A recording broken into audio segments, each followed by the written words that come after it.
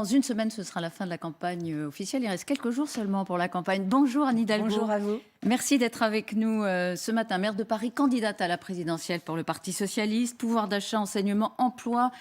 Que proposez-vous? Avec quels arguments tentez-vous de regagner quelques points avant le 10 avril? On va en parler, mais d'abord une question internationale importante ce matin.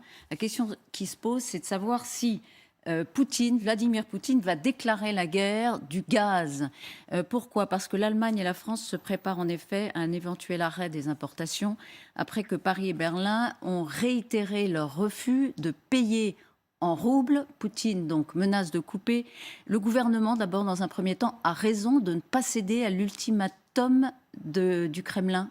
Il fallait surtout aller très rapidement vers l'embargo du gaz russe. Là, maintenant, c'est Poutine qui a les clés en main pour dire où vous payez en roubles, où il n'y a plus de gaz. Évidemment, on ne va pas payer en roubles là-dessus. Moi, j'étais pour l'embargo, je reste pour l'embargo. Je pense que dans le rapport de force avec Poutine, il eût été sans doute préférable, pour aller plus rapidement vers une sortie de cette guerre, de décréter un embargo du gaz russe partout en Europe. Et en tous les cas, la France aurait pu elle-même prendre les devants et montrer ce signal au niveau européen.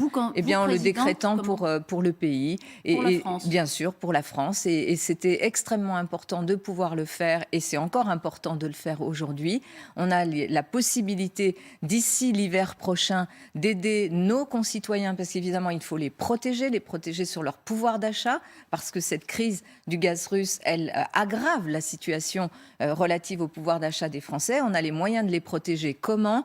Avec des baisses de la TVA sur l'essence, les carburants, mais aussi en accélérant toute la rénovation thermique des logements. Et ça, d'ici la fin de l'année, ça serait possible. Sur l'enjeu international, juste une dernière question. Si la France avait pris cette décision telle que vous le souhaitez, elle aurait fracturé l'Union européenne. Mais non, elle n'aurait pas fracturé l'Union européenne. La France est attendue... Elle aurait fracturé l'unité. Non, la France est attendue...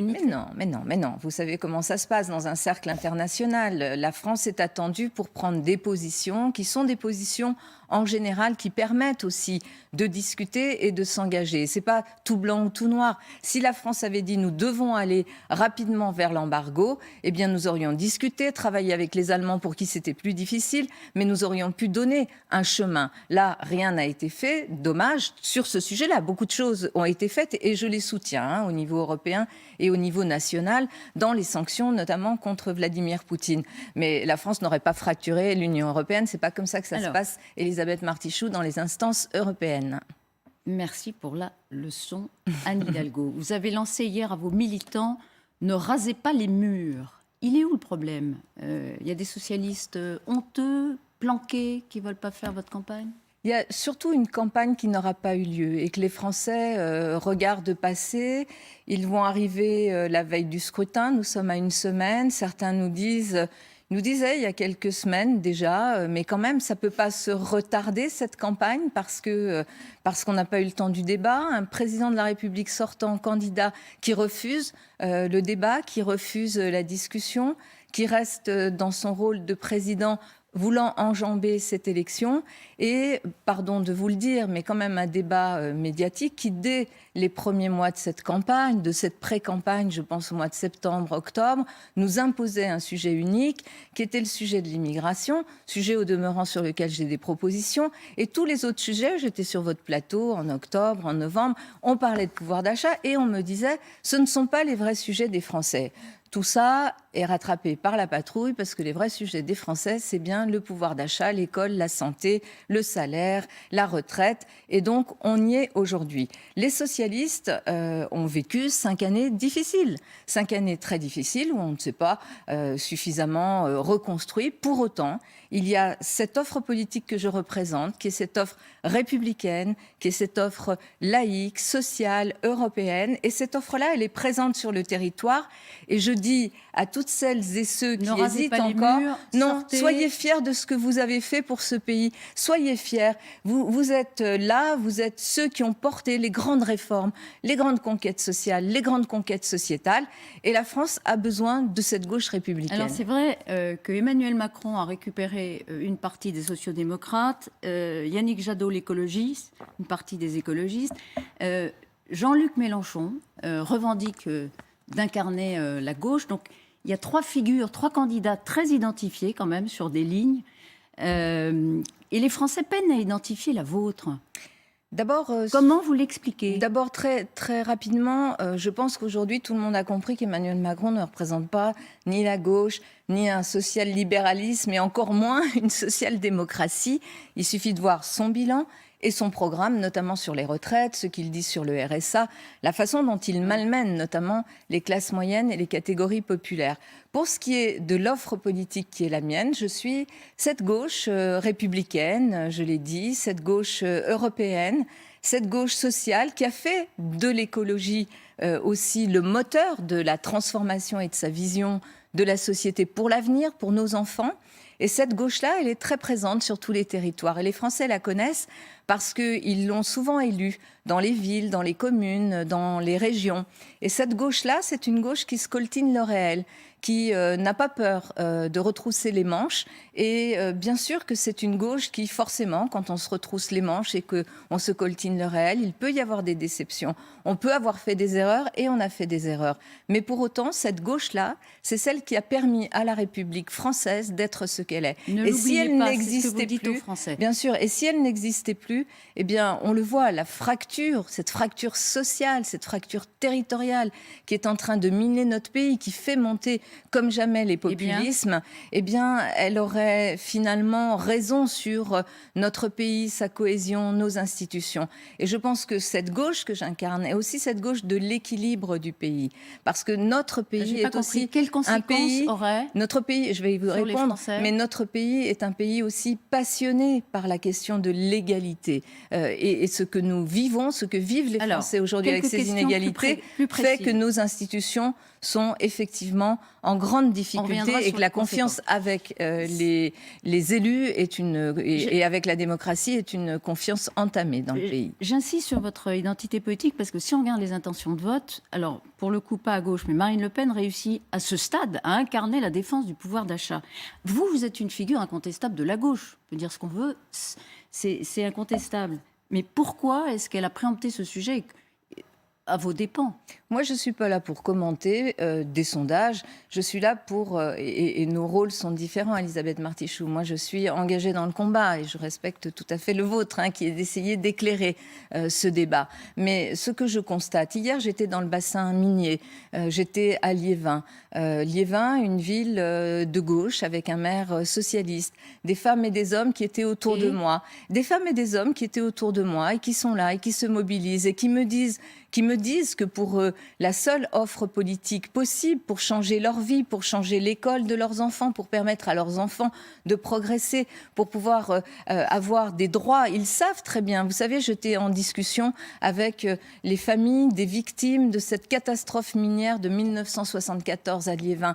Et ils me racontaient comment ça avait été difficile pour eux, les enfants de ces mineurs qui sont morts dans la mine en 74. Comment ça avait été difficile pour eux d'être des orphelins, d'être lâchés aussi à l'époque par les houillères. Et comment, grâce justement à la gauche, à des hommes et des femmes de gauche, ils ont réussi aussi à se reconstruire. Vous en appelez au passé, vous dites n'oubliez pas ce qu'on a fait. Oui, simplement... mais j'en appelle aussi à l'avenir, parce que vous savez, pour construire l'avenir, il faut avoir des racines. Ces racines, elles sont là, il ne faut pas les oublier. Et l'avenir, c'est aussi nos enfants, les services publics et le changement climatique. Alors, je veux juste, avant de parler de l'augmentation du SMIC, de Parcoursup, des questions qui vous sont chères, c'est Jaurès qui disait « chérir l'idéal, comprendre le réel ».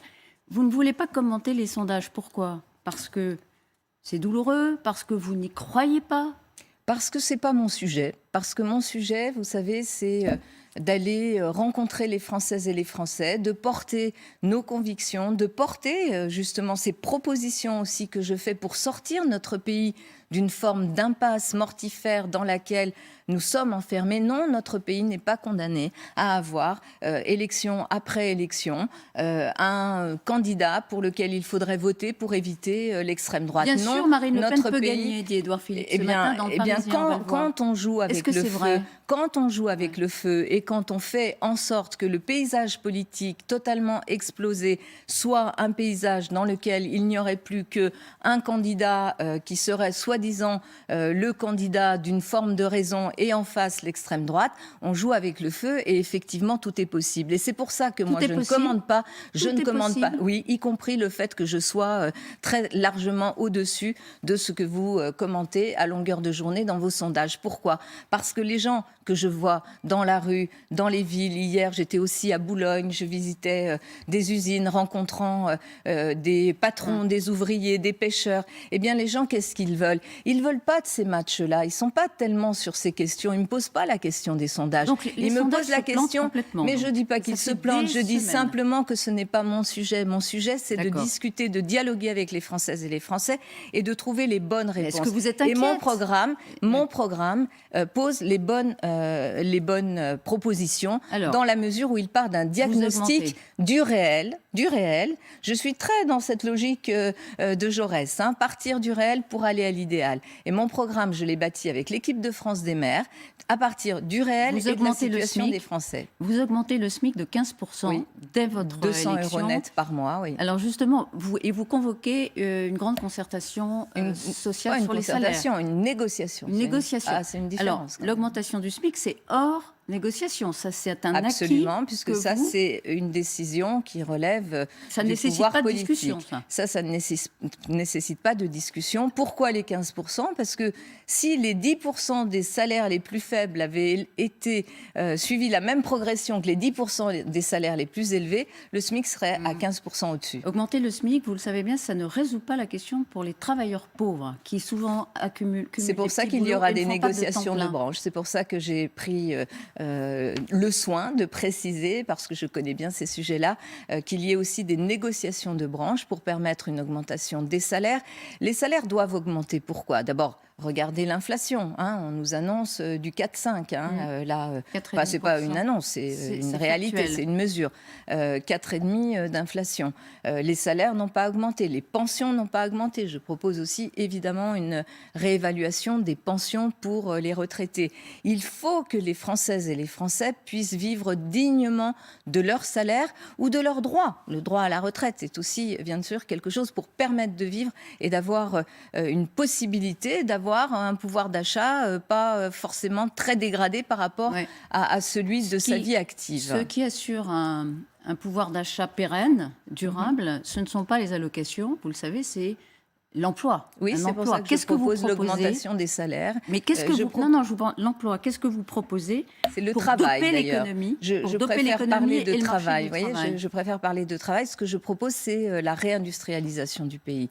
On a vu qu'on était très dépendant en matière sanitaire sur des médicaments. On a vu qu'on est en train de devenir très dépendant en matière alimentaire. Donc, la question de l'agriculture, l'installation de jeunes agriculteurs avec une grande loi foncière pour les accompagner, fait partie de mon projet pour le travail des agriculteurs.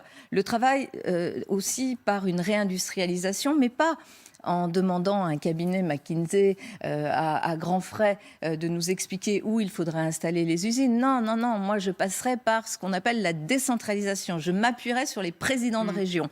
Dans notre pays, les présidents de région, ils sont connectés avec le monde économique, avec le monde syndical, avec le monde de la formation. Je m'appuierai sur eux pour enclencher ce plan de réindustrialisation sur ces activités essentielles pour notre pays, pour retrouver... Et ça créera de la valeur. Ça créera du travail, de la valeur, des salaires. Évidemment, c'est vers ce modèle-là qu'il faut aller. C'est votre logique. Bien sûr. Et je rentre par le travail dans mon projet. On reparlera de McKinsey, bien sûr. RS a conditionné à une activité pour faciliter l'insertion. C'est la proposition, entre autres, d'Emmanuel Macron. Les Français, ils sont favorables en majorité. 8 Français sur 10. Pour vous, c'est quoi ? C'est une façon de culpabiliser Alors, je n'ai pas dû rencontrer les mêmes personnes, vous savez, parce que... Oui, c'est un sondage IFOP. Oui, c'est vrai. Donc, c'est comme ça.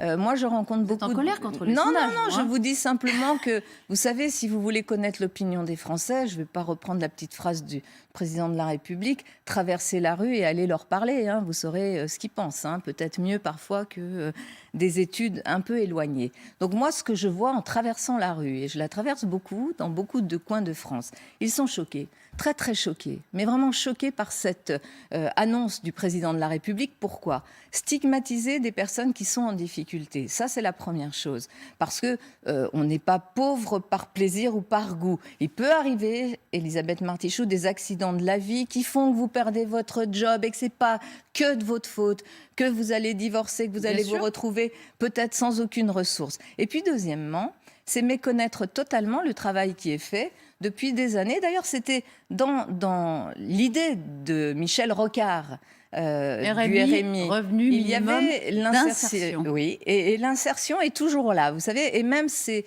le sujet de l'insertion qui a été le plus travaillé en ce qui concerne notamment le RSA.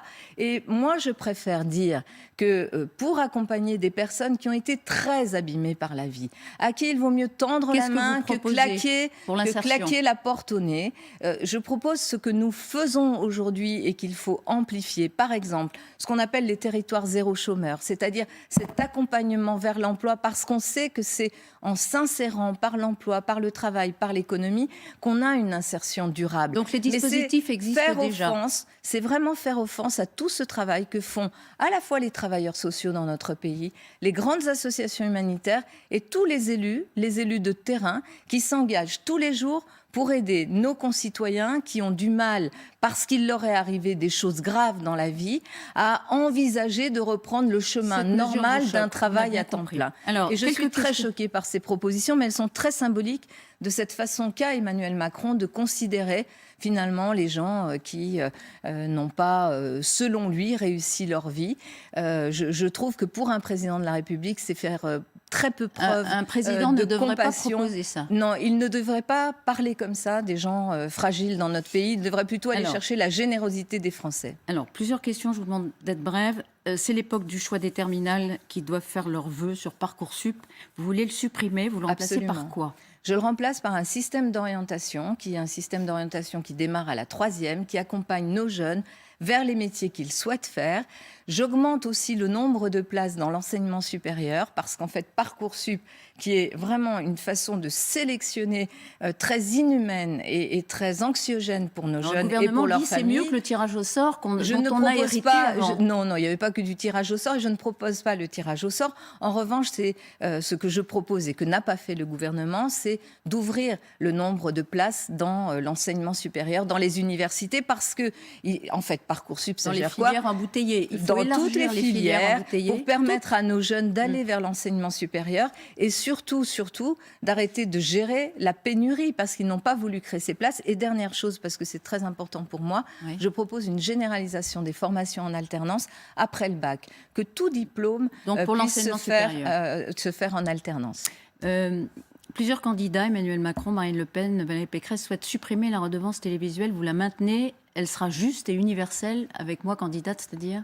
Bien sûr qu'elle sera juste et universelle et puis je pense qu'il faut soutenir le service public. Alors c'est vrai que là vous avez une brochette de candidats qui n'aiment pas le service public, qui considèrent que ça ne sert à rien. Eh bien moi je considère que le service public dans le domaine de l'information, de la culture est absolument essentiel pour garantir une forme de pluralisme face à la concentration des grands groupes. Il y a un rapport du Sénat qui a été, je crois, adopté hier, qui a été porté notamment par David Assouline sur la concentration dans les médias. J'invite chacun et chacune à en prendre connaissance. Pour ma part, qu'il y ait des grands groupes qui effectivement opèrent sur la scène médiatique, c'est un fait, mais je veux qu'il y ait un service public fort qui puisse apporter aussi ce pluralisme dont on a besoin et qui manque quand même un peu dans notre pays. La redevance, vous la maintenez telle qu'elle ? Oui, je la maintiens. Je la maintiens et puis on verra quels sont les moyens supplémentaires nécessaires pour que le service public puisse aussi avec une éventuelle augmentation de la redevance ou non ? On verra, c'est pas un sujet. Pour les Français, oui, c'est un sujet pour les Français, mais c'est pas. Oui, bien sûr, mais c'est un sujet qu'on réglera dans la gestion des choses, mais en tous les cas, maintien de cette redevance. Vous avez fait allusion toute seule, à l'affaire McKinsey, c'est l'affaire des cabinets auxquels le gouvernement a fait de plus en plus appel entre 2018 et 2021. Ça crée une grosse polémique, c'est justifié ? Oui, je pense que c'est justifié parce que c'est une méthode soi-disant efficace dont on voit toute l'inefficacité. C'est-à-dire ça coûte cher, on emploie des gens qui ne connaissent pas grand-chose en fait à justement la gestion publique, à ce que ça signifie que de gérer un service public. Par exemple, quand on vous explique que l'hôpital c'est une entreprise et doit répondre aux mêmes critères de rentabilité, je dis non. L'hôpital n'est pas une entreprise. D'ailleurs, pour moi, ça s'arrêtera à cette chose-là. L'hôpital est un endroit où on doit soigner. Alors, le gouvernement se défend en disant comment vous allez vérifier aucune décision stratégique n'a été prise par les cabinets. Comment vous, par exemple, toujours sur l'hôpital, on évalue l'efficacité d'un service public au service qu'il ne rend pas uniquement à l'argent que ça coûte. Par ailleurs, il y a pléthore de fonctionnaires, de hauts fonctionnaires, d'inspection générale, je pense aux affaires sociales, je pense qui font leur boulot, qui le font bien pour beaucoup moins cher. Et franchement, quand j'ai vu que ça avait coûté 4 millions d'euros pour avoir une note stratégique qui a été suivie là par le gouvernement pour baisser les APL, franchement, ça c'est sauf si vous avez des informations. En tous les cas, j'ai des informations que la presse diffuse. Effectivement, c'est sur la contemporanéisation des APL 4 que millions le cabinet. Mais c'est pas pareil. Mais 4 millions d'euros, et puis derrière, ça a été, in fine, quand même, le rabotage des APL pour les plus fragiles. Franchement, c'est inefficace. Vous savez, Emmanuel Macron avait été élu... Il y a pléthore de cabinets de conseil. Il y a pléthore de cabinets de conseil, vous l'avez... Il avait été, juste je finis ma phrase, il avait été élu avec cette idée qu'il serait efficace. Il n'a pas été efficace. Il a démantelé beaucoup l'État. Vous savez, quand il veut réformer les préfets en disant finalement on n'a plus besoin de gens formés à l'intérêt général et je pourrais recruter qui je veux, venant souvent d'ailleurs de ces cabinets-là dans les préfectures, c'est une façon de démanteler l'État. C'est la même chose qu'il veut faire sur la diplomatie. Donc moi je lui dis, on a la chance d'avoir un État avec une formation de ses fonctionnaires à la question de l'intérêt général. C'est là-dessus qu'il faut s'appuyer pour faire fonctionner Juste l'État. Une question, vous dites qu'il y a pléthore de hauts fonctionnaires qui font bien leur boulot. On n'en doute pas, en fait. On a une bonne fonction publique. Il y a aussi pléthore de cabinets de conseil. Est-ce qu'à la mairie de Paris, vous n'avez jamais fait appel à un cabinet de conseil? On fait appel à des cabinets de conseil, mais pas dans ces proportions-là, jamais. Donc c'est pas le principe qui vous C'est pas le principe, parce que le principe que l'on puisse s'appuyer sur tel ou tel, mais j'avoue que je fais très peu appel à ces cabinets et que je préfère m'appuyer. J'ai une inspection générale, vous savez, quand j'ai besoin de savoir quelles sont les propositions pour améliorer le fonctionnement d'un service, je passe plutôt par mon inspection générale.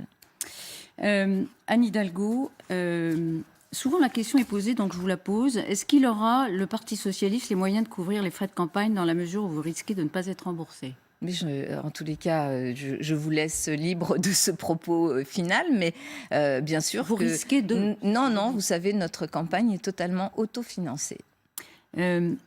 Aussi, une autre question qui se pose quand on parle de vous, c'est dur quand même pour les socialistes la perspective de perdre la présidentielle pour la deuxième fois. Est-ce que le PS va s'en relever ? Le PS s'en relèvera parce que nos idées sont des idées fortes, ce sont ces idées républicaines. Si la gauche doit revenir un jour aux responsabilités au pays, c'est par cette gauche-là, cette gauche républicaine, qu'il faille s'ouvrir, ouvrir les portes et les fenêtres, qu'il faille engager vraiment un travail peut-être plus direct avec tout le mouvement social, avec le monde syndical, avec le monde associatif, bien sûr. Et ce travail-là est devant nous. Mais vous savez, je regarde aussi ce qui s'est passé dans d'autres pays. Souvent, après la crise de 2008, la crise financière, beaucoup, dans d'autres pays européens, les socialistes ou la social-démocratie s'étaient effondrés, on l'avait donné pour morte. Parfois, il faut du temps, il faut entre 5 et 10 ans pour se reconstruire. Eh bien, on va essayer d'accélérer le tempo. En tous les cas, ma présence à la présidentielle de 2022 est aussi ce point d'appui, non seulement pour affirmer nos idées, nos propositions très concrètes pour changer la vie des Français, mais aussi, bien sûr, pour donner une perspective, parce qu'il nous faut des perspectives en matière de changement climatique, en matière de justice sociale et en matière de démocratie. On dit de vous que vous êtes une femme de principe. Jean-Luc Mélenchon n'a jamais dit qu'il pourrait voter Marine Le Pen, en tout cas pas publiquement, mais interrogé ces derniers jours, dans l'hypothèse où elle est qualifiée au second tour. Il n'a pas dit le contraire. Est-ce qu'il entretient une ambiguïté? Et vous, que répondez-vous? Moi, je sais qu'en 2017, il n'avait pas appelé à voter pour Marine Le Pen, soyons clairs. En 2017, j'ai appelé à voter contre Marine Le Pen et pour Emmanuel Macron. Pour moi, les choses sont très claires. Barrage au Front National, enfin au Rassemblement National, à l'extrême droite, d'une façon générale. C'est un principe républicain. C'est pour ça, vous savez, qu'il faut une gauche républicaine, laïque, qui n'hésite pas sur ses principes et ses valeurs. Merci beaucoup, Annie Hidalgo. Merci à vous. Je signale un week-end pour convaincre sur LCI. Tous les candidats vont pouvoir à nouveau s'exprimer. On va entendre leurs propositions. Et des longuement. meetings. Et avec les meetings qui seront Cirque retransmis. d'hiver, 15h à Paris. Voilà, vous faites bien de donner le rendez-vous. Donc, week-end pour convaincre, le dernier week-end avant le premier tour. Suivez les meetings et samedi et dimanche et les candidats qui vont défiler tout au long de ce week-end sur LCI.